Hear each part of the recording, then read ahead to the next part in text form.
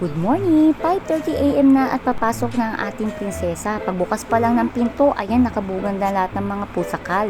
Sabi ko sa kanila, mamaya na kayo kakain at ihahatid ko lang si Ate Oriana nila sa kanto dahil may pasok nga ito.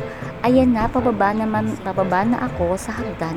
Diyos ko, nauna pa sa akin pumaba ang isa dyan na si Molly.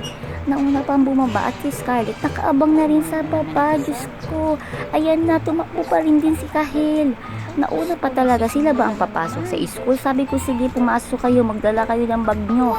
Pag kayo talaga nawala at hindi kayo nakauwi at hindi kayo makakakain, sino makapulot sa inyo? Ayan, sunod pa rin ang sunod hanggang dun sa kanto.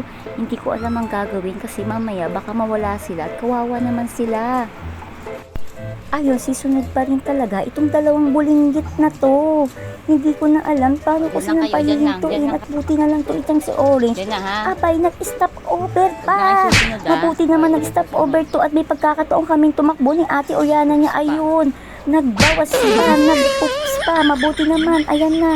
At kami may pagkakataon ng makatakbo ni Oriana. Ayun ang sinabi ko sa kanya, bilisan mo, tumakbo na tayo.